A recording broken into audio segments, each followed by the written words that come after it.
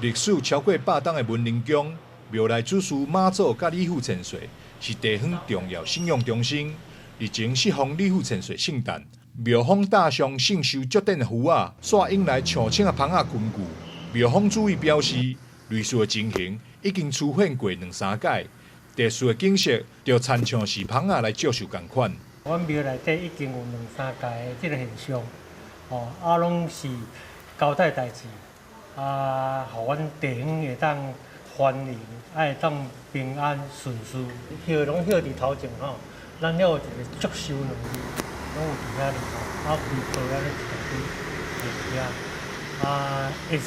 较慢速，已经有1工外2工当然，阮会搁问神明有啥物代志，可能性是来甲阮李府千岁祝寿吧。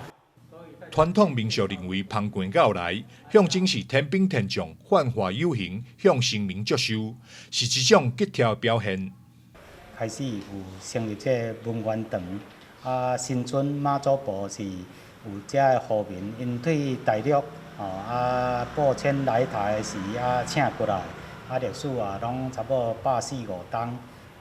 来则奉献，互咱文灵宫大家落去以正有灵性，奉献落去，互大家百姓咧共同落去起一个公厝，落去朝拜，后来则陆续有。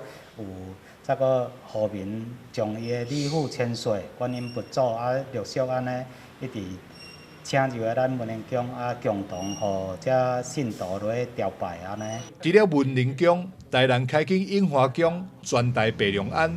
万里万年殿以及延平郡王祠，过去伫神明圣诞期间，也拢出现过芳棍祝寿情景。神奇的景色，也互真侪信徒直直讲神威显赫。台南新闻张硕维采访报道。